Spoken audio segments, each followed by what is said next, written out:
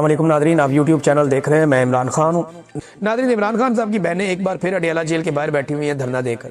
वो गई मुलाकात करने के लिए। अच्छा, हैरान कुन तौर पे जितना तशद्दुद बढ़ता जा रहा है उतनी लोगों की तादाद बढ़ती जा रही है। यानी जहाँ 50-60 लोग आते थे वो सैकड़ों में हो गए, अब सैकड़ों से हजारों में हो गए।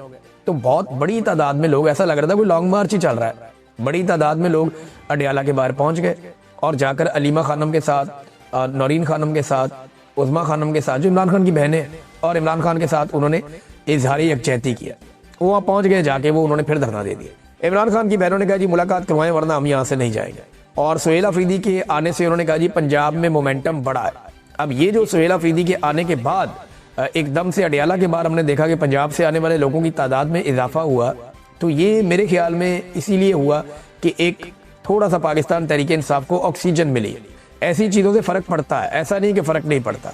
दूसरा, इमरान खान साहब की बहनों ने कहा कि मुज़ाकरात नहीं, इमरान खान ने स्ट्रीट मूवमेंट का कहा है। कोई मुज़ाकरात ऐसे नहीं जो इमरान खान ने कहा हो।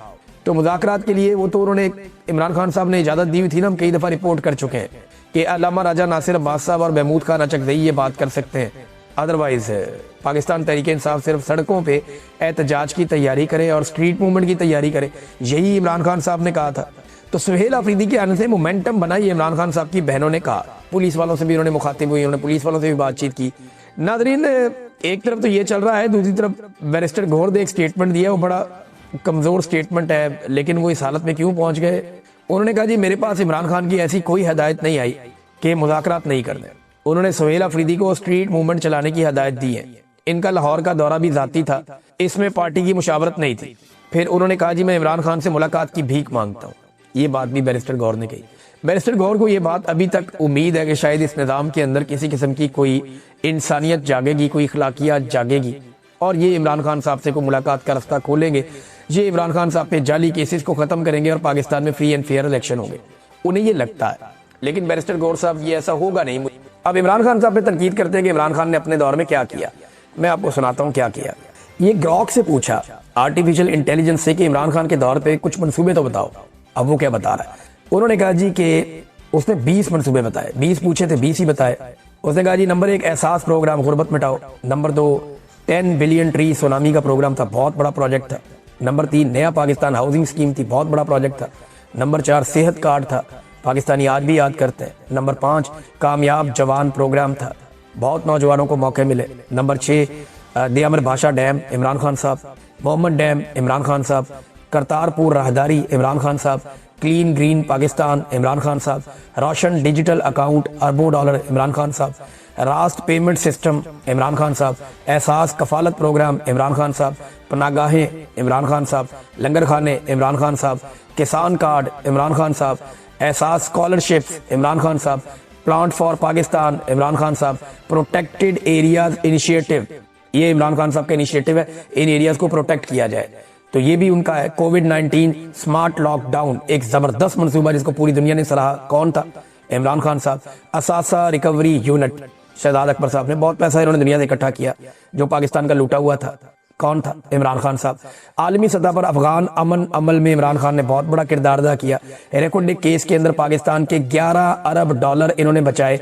इस्लामोफोबिया पर अक़वाम मुत्तहिदा में करारदाद पास करवाई। कर्ज माफी की वकालत की। रूस के साथ ताल्लुकात बेहतर किए। कोई नई कोयला प्लांट्स ना बनाने का इन्होंने ऐलान किया कि कोयले के साथ हम कोई बिजली नहीं बनाएंगे, इससे पोल्यूशन होती है। और बहुत सारी चीज़ें, बेशुमार चीज़ें जो इमरान खान साहब ने की हैं। तो ये जो लोग कहते रहे इमरान खान ने कोई काम नहीं किया, तो ये चंद काम है इमरान खान साहब के। और जितने काम इमरान खान साहब ने किए ना 3 साल में, अब उतने ही साल इनको भी हो गए आए हुए, लगभग 4 साल इनको होने वाले हैं आए हुए। तो इमरान खान से ज़्यादा टाइम इन्होंने गुजार दिया है। शहबाज शरीफ को भी साथ मिला लें, जरदारी को भी साथ मिला लें, सारी रवायती सियासी जमातें जो इक़्तिदार के अंदर हैं उन सबको साथ मिला लें, ये सब रल के इमरान खान का 10वां हिस्सा भी काम नहीं कर सके। मईशत को वो आदमी इतना ऊपर लेकर चला गया था कि आपकी माशी ग्रोथ 6% के करीब पहुंच गई थी और वो वहाँ सस्टेन कर रही थी। जबकि इन्होंने क्या किया, इन्होंने हर चीज़ का बेड़ा गर्क कर दिया आने के बाद, और सत्यानाश अभी तक पाकिस्तान में उन तमाम चीज़ों का जारी है। अब मरियम नवाज ने कहा जी पंजाब में बसंत मनानी है, तो मना लें बसंत। इनको बसंत पे पाबंदी लगानी पड़ जाएगी। उसकी वजह यह है कि बहुत सारी जगहों पे जो सबसे बड़ी डिमांड आएगी वो इमरान खान के फोटोज़ वाली पतंगों की आएगी। सबसे बड़ी डिमांड आएगी वो पीटीआई के झंडों वाली पतंगों की आएगी। सबसे बड़ी डिमांड जो आएगी वो कैदी नंबर 804 वाली पतंगों की आएगी। ये बात तमाम लोग जहन में रख लें। ये बसंत मनाएंगे जिस पाकिस्तान तहरीक इंसाफ के झंडे को ये आज तक लहराने नहीं दे रहे। आपको हर छत से, हर जगह से, हर मोहल्ले से पाकिस्तान तहरीक इंसाफ की पतंगें ही नजर आएंगी। ये पुलिस वाले SHO बेचारे दौड़ते भागते फिर रहे होंगे हर जगह पे कि PTI इधर रंगाली पतंग किसी ने उड़ाई थी, फाड़ लांगे, कान फड़ा देंगे, ये करांगे, वो करांगे। आप देखिएगा ये होगा। ये नवाज शरीफ की शक्लों वाली पतंगे मुफ्त बांटेंगे, ये मरियम नवाज की शक्लों वाली पतंगे मुफ्त बांटेंगे और आपको लोग दिखाएंगे उन पतंगों को फाड़ते हुए और फेंकते हुए। लोग इमरान खान की शक्लों वाली पतंगे उड़ाएंगे, लोग कैदी नंबर 804 वाली पतंगे उड़ाएंगे, लोग PTI के झंडे वाली पतंगे उड़ाएंगे। और आप ये देखिएगा कि पतंगे उड़ेंगी कैसे। इन्हें बसंत पे हमेशा के लिए पाबंदी लगानी पड़ जाएगी। जो इनके साथ होना है बसंत वाले दिन, वो मैं आपको पहले बता देता हूँ। तो वो जो बात कर रहे हैं उनका डेमोक्रेटिक राइट है, और अगर उससे कोई प्रॉब्लम है तो उनकी पार्टी ये बात करे, आप ये बात क्यों कर सकते हैं। तो टॉर्चर कर रहे हैं नौजवानों के ऊपर। उन्होंने बेचारों ने बताया काफी जुल्म उन्होंने सहा है। अल्लाह रब्बुल इज्जत की मेहरबानी से वो वक्त गुजर गया, लेकिन मेरी गुजारिश है कि इन तमाम लोगों के नाम जरूर याद रखे जाए, जरूर इनके नाम याद रखे जाए और लिख कर रखे जाए, क्योंकि जब वक्त बदलेगा ना तो इन सबको कानून के सामने जवाबदेह होना पड़ेगा। और ये कानून के कटहरे में सब के सब लोग आएंगे। ऐसा नहीं है कि ये लोग बच जाएंगे। पाकिस्तान के साथ नाजरीन जो हो रहा है वो आपके सामने भी टाउट्स ने नया ऐलान कर दिया, और वो ये दावा कर रहे हैं कि जनाब 2 से 3 माह में इमरान खान को GHQ हमला केस में सजा हो जाएगी। वैसे जो टाउट्स कह देते हैं ना, उसके बाद वो सिलसिला उस तरफ अदालतों का चल पड़ता होता है। ये एक पैटर्न है जो हम देख रहे हैं। पहले अपने टाउटों से अनाउंस करवाते हैं, उसके बाद सिलसिला उधर को मोड़ देते हैं। लेकिन किस बात में सजा देंगे? जिस दिन पब्लिक रिएक्शन आया था आपके जुल्म के नतीजे में, उस दिन तो इमरान खान साहब बाकायदा कैद थे, वो तो बाहर थे ही नहीं। और एक गैर कानूनी कैद, एक गैर आईनी कैद के अंदर वो थे, जिसको अदालत ने गलत करार दिया, और आज तक उन्हें उसका इंसाफ नहीं मिला। तो ये एक फ्रॉड है, एक बेईमानी, एक प्रोपेगेंडा किया जा रहा है। तो हर पाकिस्तानी को ये बात ज़हन में रखनी चाहिए कि किसी के कहने से कभी भी GSP+ स्टेटस नहीं जाता। ट्रंप इनके साथ है, वो शायद इनको बचा ले, लेकिन GSP+ स्टेटस का ताल्लुक किसी के बयान से नहीं होता, किसी के कहने से नहीं होता। इसका ताल्लुक बराह रास्त इंसानी हकूक के मामलात से होता है, अकलियतों के हकूक के मामलात के साथ होता है, खवातीन के हकूक के मामलात के साथ होता है, कैदियों के हकूक के मामलात के साथ होता है, पॉलिटिकल विक्टिमाइजेशन के साथ होता है, आज़ादी इजहार राय के साथ होता है, जो पाकिस्तान में है ही नहीं। मैं आपके सामने मिसाल बैठा हूँ, जबरी गुमशुदगियों के सामने होता है, इसके हवाले से होता है, जो है ही नहीं पाकिस्तान में। जाली मुकदमात के हवाले से होता है, जो है ही नहीं पाकिस्तान में। मिलिट्री कोर्ट के अंदर सिविलियन के ट्रायल से होता है, जो पाकिस्तान में इन्होंने जुल्म किया। अदलिया की आज़ादी नहीं है पाकिस्तान में। इन चीज़ों के साथ GSP+ स्टेटस जो है वो मुंसलिक है। इमरान खान के बेटे के कहने के ऊपर अमल तो उसने कहा ही नहीं। अगर वो कहता भी तो ये नहीं होना था। ये हुकूमत की अपनी करतूतों की वजह से होगा जब होगा, और ये बात आप सब अपने ज़हन में रखिएगा। अब नाजरीन आए, डोनाल्ड ट्रंप ने एक ताज़ा धमकी लगाई है। आलमी खबरों की तरफ आते हैं। एक दो लोकल खबरें और हैं, वो आपको मैं बाद में देता हूं। लेकिन डोनाल्ड ट्रंप ने जो धमकी लगाई है, अमेरिकी सदर डोनाल्ड ट्रंप ने ईरानी मुज़ाकरातकारों को बहुत मुख्तलिफ और अजीब करार दे दिया है। ट्रंप ने दावा किया कि वो अमेरिका से मुआहदे के लिए भीख मांग रहे हैं। उन्होंने मजीद कहा कि ईरानी फौज बिल्कुल तबाह हो गई है और इनकी वापसी का अब कोई इम्कान नहीं है, 0% है। और उन्होंने अपने पैगाम में कहा कि इसके बावजूद वो अवामी तौर पर कहते हैं कि वो महज हमारी तजवीज़ पर गौर कर रहे हैं, जो कि एक झूठ है। बेहतर है कि वो जल्द अज जल्द संजीदा हो जाएं, इससे पहले कि बहुत देर हो जाए। सदर ट्रंप ने मजीद कहा कि एक बार देर हो गई तो दोबारा आपको मौका नहीं मिलेगा।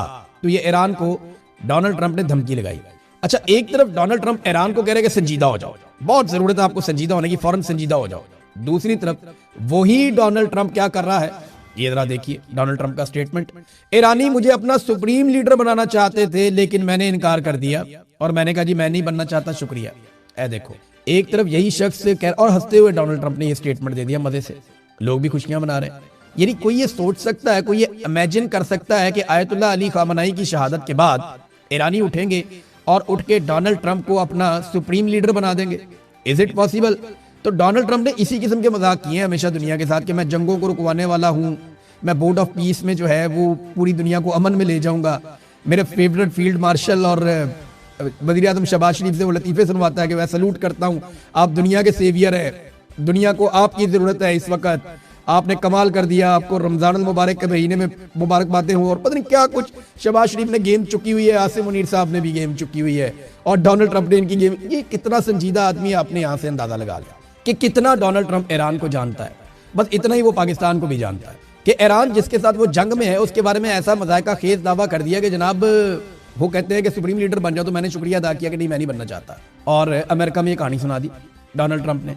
तो ईरान को कह रहे कि संजीदा हो जाओ और अपनी संजीदगी का आलम आप सिर्फ इस मामले में यहाँ पे देख सकते हैं। ये जो जंग है ना, ये डोनाल्ड ट्रंप को बचाने के लिए थी, यानी डोनाल्ड ट्रंप ने अपनी स्किन बचाने के लिए ये जंग लड़ी थी। लेकिन उल्टा हुआ ये कि ये जंग डोनाल्ड ट्रंप को सहारा देने की बजाय लेके डूब रही है। एप्स्टीन फाइल से तवज्जो हटानी थी, कुछ दीगर मामलात में डोनाल्ड ट्रंप को हीरो बन जाना था। फिर अमेरिका के अंदर जो इख्तलाफात बहुत बढ़ गए हैं, नो किंग मूवमेंट भी चल रही है। 28 तारीख को एक बहुत बड़ा 2 दिन के बाद वहाँ पे एहतजाज होने जा रहा है, हफ्ते वाले दिन अमेरिका में, और दावा ये किया जा रहा है कि बड़ा खौफनाक एहतजाज होगा, 9 मिलियन लोग निकाले जाएंगे। लेट्स सी इतने लोग निकलते हैं या नहीं, लेकिन इससे पहले उन्होंने जो टारगेट रखा है, पहले 3 मिलियन, फिर 5 मिलियन, फिर 7 मिलियन, तो उनके चारों एहतजाज कामयाब हुए हैं। 5वीं मरतबा वो 9 मिलियन लोग निकालते हैं तो ट्रंप पे प्रेशर बढ़ेगा।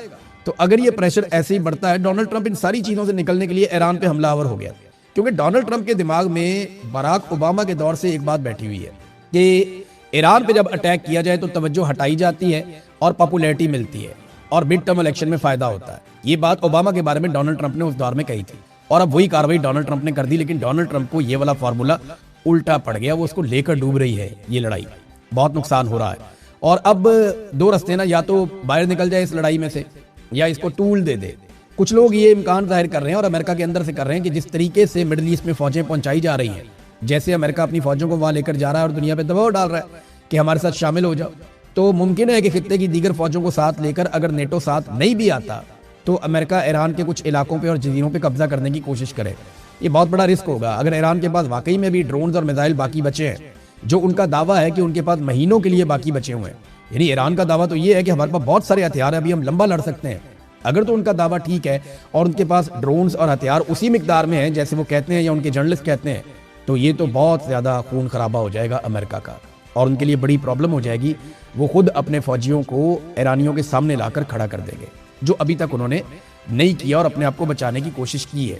इसराइली बहुत बुरी तरह तंग आ गए। इसराइल के अंदर से अब वीडियो आना शुरू हो गई आहिस्ता आहिस्ता, लोग एहतजाज कर रहे हैं, लोग शोर मचा रहे हैं कि हम तो पसंदीदा लोग हैं, हम तो चुने हुए लोग हैं, फिर हमारे साथ ये क्यों हो रहा है, हम बंकरों में रह रहे के कई हफ्तों से तंग आ गए हैं। मैंने आपको बताया था कि लोग ज़हनी मरीज बनते चले जाएंगे और अब वो बन रहे हैं। अब सायरन नहीं भी बज रहा होता तो लोगों को सायरन की आवाज़ आ रही होती है, धमाके नहीं भी हो रहे होते तो लोग डरे हुए सहमे हुए रहते हैं। और हर थोड़ी देर के बाद ईरान की एक नई लहर आती है, यानी 1 महीने का टाइम नहीं गुजरा और लगभग 82-83 लहरें जो है वो ईरान की 90 के करीब शायद है। ईरान की जो मिसाइलों की लहरें हैं वो इतनी ज़्यादा पहुंच गई हैं इसराइल में, यानी एक दिन में 3-3, 4-4 मरतबा मिसाइलों की लहरें भी आती रही हैं इसराइल के अंदर और वो किसी भी शहर पे आके बरस जाते हैं। डेमोना में जो ईरान ने अटैक किया उसने इसराइल को हिलाकर रख दिया है, अराद में और डेमोना में। उन्होंने ईरान के इस हमले ने इसराइल को और अमेरिका को बहुत परेशान किया और उन्हें अंदाज़ा हो गया कि ईरान की कैपेसिटी कितनी ज़्यादा है और अगर वो इस तरह के हमले करेगा तो फिर उससे लड़ना बहुत मुश्किल हो जाएगा। अब इसराइल के लिए भी मुश्किलात बढ़ रही हैं। नेतन्याहू ने तो अपने आप को बर्बाद कर दिया, उसके पास तो अब पीछे हटने का रास्ता ही कोई नहीं है, वो तो खुदकुशी कर चुका है और डोनाल्ड ट्रंप के पास भी रास्ते महदूद होते चले जा रहे हैं। एक और डेवलपमेंट हुई है रीजन में जिसको इसराइल की जानिब से ये खबर दी गई है। उन्होंने दावा किया कि उन्होंने बंदर अब्बास में एक फिजाई हमला किया जिसके नतीजे में अहम ईरानी कमांडर अली रजा को शहीद कर दिया। ये अली रजा कमांडर वो है जिसके जिम्मे था कि आबना हुर्मुज़ को बंद रखना, ये इसराइल ने दावा किया। अब इससे क्या आबना हुर्मुज़ खुल जाएगा? तो ईरान एक मुल्क है, वो एक कौम है, उनके साथ और बहुत सारे लोग हैं, वो एक फौजी शहीद हो जाएगा दूसरा आ जाएगा। जिस मुल्क को आयतुल्लाह अली खामनेई की शहादत से फर्क नहीं पड़ा, उसे एक कमांडर की शहादत से तो फर्क नहीं पड़ेगा ना। वो आबना हुर्मुज़ को बंद रखेंगे। अब उसको खुलवाने के लिए ताकत का इस्तेमाल अगर अमेरिका करने जाता है तो ये अमेरिका के लिए बड़ा मुश्किल और कठिन काम होगा। लेकिन अगर वो किसी तरह मुज़ाकरात से ये मामला हल कर लेता है तो शायद डोनाल्ड ट्रंप को कोई फेस सेविंग मिल जाए। नाज़रीन, अरब ममालिक के लिए भी ना अब सिचुएशन मुश्किल होती जा रही है। रोजाना अरबों डॉलर का नुकसान हो रहा है। यूएई का जो नुकसान हुआ वो शायद सबसे ज्यादा है क्योंकि उनकी सारी रियल स्टेट मार्केट है, उनकी टूरिज्म की एक बहुत बड़ी मार्केट है, उनकी ऑयल की एक मार्केट है, गैस की मार्केट है, दीगर बहुत सारा पैसा यूएई के अंदर आता है, वो चीजें निकल रही हैं वहां से। तो यूएई का बहुत ज्यादा माली नुकसान हुआ है। अब इसमें उन्होंने एक बड़ा बोल्ड डिसीजन लिया यूएई ने। खबर यह है कि मुत्तहिदा अरब अमारात ने ईरान के साथ जंग बंदी मुस्तरद कर दी और वो ईरान के खिलाफ जमीनी हमले में शामिल होगा। ये रॉयटर्स ने और वॉल स्ट्रीट जर्नल ने यह खबर दी है। वो मुतालबा करते हैं कि तेहरान के मुकम्मल खतराती नेटवर्क को पहले खत्म किया जाए, जिनसे हमें खतरा है वो सारा नेटवर्क तेहरान के अंदर खत्म किया जाए, ये यूएई ने कहा। और जो एक सफीर है यूसुफ अल अतीबा, उन्होंने तस्दीक की है कि मुत्तहिदा अरब अमारात आबनाए हुर्मुज़ को दोबारा खोलने की कोशिशों में शामिल होगा। वो आलमी तेल के लिए एक अहम गुजरगाह है। उन्होंने कहा कि अमेरिका में मुत्तहदा अरब अमारात की जो 1.4 ट्रिलियन डॉलर की यानी 1400 अरब डॉलर की सरमायाकारी का जो मामला है वो भी हम जारी रखेंगे, ख़त्म नहीं करेंगे। उन्होंने कहा कि ईरान को ठिकाने लगाए बगैर मशरिक़ वस्ता में अमन मुमकिन नहीं है, लिहाजा जंगबंदी मुस्तरद कर दी है। अमेरिका और इसराइल से मुतालबा किया कि ईरान को मुकम्मल ठिकाने लगाया जाए, इनका काम तमाम किया जाए ताकि खित्ते में अमन हो। अब ये जो है सोशल मीडिया के ऊपर बाकायदा ये खबर मौजूद है और ईरान के मामले में यूएई का अपना एक मौक़िफ़ है और यूएई के ऊपर अटैक भी बहुत किया है ईरान ने। यानी अगर इसराइल के बाद किसी मुल्क को सबसे ज़्यादा डैमेज हुआ है तो गालिबन ऐसा दिखाई देता है कि वो यूएई है, दुबई है। काफ़ी नुकसान हुआ वहाँ पे और बहुत सारे लोग जो हैं वो ये मुल्क छोड़कर गए हैं। बड़ी तादाद में अभी भी वहाँ एयरपोर्टों से लोग निकलना चाहते हैं। नाज़रीन, रूस को बहुत फ़ायदा हो गया इस सारी लड़ाई में। यानी रशिया ने जो इजाफी पैसा बनाया है वो रशिया सोच भी नहीं सकता था। इस 1 महीने की लड़ाई में रूस ने गैस और तेल की मद में जो इजाफी पैसा बनाया वो लगभग 10 से 12 अरब डॉलर है। और अगर ये लड़ाई तूल पकड़ती है या ये सिचुएशन प्रलॉन्ग करती है तो इसमें रशिया मजीद इतने पैसे या इससे ज़्यादा पैसे बना सकता है। तो ये एक बड़ी कमाई है जो कोई भी मुल्क कर सकता है। तो रशिया को बहुत फ़ायदा हो गया इस लड़ाई में। अमेरिका को, इसराइल को नुकसान हुआ, ईरान को बहुत नुकसान हुआ, मिडिल ईस्ट को बहुत नुकसान हुआ, लेकिन रशिया को फ़ायदा हुआ। चाइना का तेल नहीं रुका, चाइना को तेल की सप्लाई ईरान ने जारी रखी, उसकी वजह से चाइना को उतना नुकसान नहीं हुआ। लेकिन नुकसान उन ममालिक को हुआ है जो ममालिक ईरान के खिलाफ है या ईरान को ज़ाती तौर पे नुकसान हुआ है। लेकिन ईरान ने कम से कम एक बात साबित की है कि ये मिथ उन्होंने तोड़ दी कि अमेरिका और इसराइल के ऊपर वापस अटैक नहीं किया जा सकता। वो वापस का जो अटैक है ना ईरान का, वो उसको तारीख में बहुत फ़ायदा देगा। लेकिन इस मरले पे बहुत सारे लोग ये कह रहे हैं और ईरान के अंदर भी ये सोच मुख्तलिफ लोगों में मौजूद है कि अगर बेहतर मुज़ाकरात हो जाएं और एक अच्छी डील हो जाए जंगबंदी की तो वो कर लेनी चाहिए और अपने सिक्योरिटी पे कंप्रोमाइज़ किए बगैर अगर कोई डील होती है तो वो ईरान को सूट कर सकती है। अब नाज़रीन, पाकिस्तान वापस आते हैं। वहाँ से 2 खबरें हैं। एक तो मुराद सईद साहब की जो सेनेट की नशिस्त है उसको फारिग कर दिया गया। 9 मई का केस है जनाब, ATC अदालत है, उन्होंने कहा जी फारिग करें। इलेक्शन कमीशन ने नोटिफाई भी कर दिया। तो मुराद सईद साहब को सिर्फ इसलिए कि इस्टेब्लिशमेंट को पसंद नहीं और कोई बात नहीं है। इसहाक डार जो है वो क्रिमिनल थे, वो भी एक दौर में, और पाकिस्तान से भागे हुए थे, इश्तिहारी थे, लेकिन सेनेटर के तौर पे बरकरार रहे। फिर उनको लाके पाकिस्तान में वजीर खजाना भी बनाया गया। हालांकि ये कहा जाता था कि उन्होंने तबाही फेरी है, लेकिन वापस लाके बनाया गया। तो एस्टेब्लिशमेंट को इससे कोई लेना देना नहीं है, कोई करप्शन करता है या कोई लूटमार करता है, इससे कोई लेना देना नहीं है। वो प्रॉब्लम ही कोई नहीं है, वरना हम अपने स्विस बैंकों से पैसा वापस मंगवा लेते। उन्हें ये प्रॉब्लम नहीं है। उन्हें अपने ज़ाती मफाद का मसला है कि हमारे रास्ते में कोई ना आए, जो हमसे इख्तलाफ करेगा उसको हम तबाह बर्बाद कर देंगे, और यही हम होता हुआ देख रहे हैं। नाज़रीन, एक और खबर है और ये पाकिस्तान से कुछ सहाफ़ियों ने दी है और इसकी कंफर्मेशन आप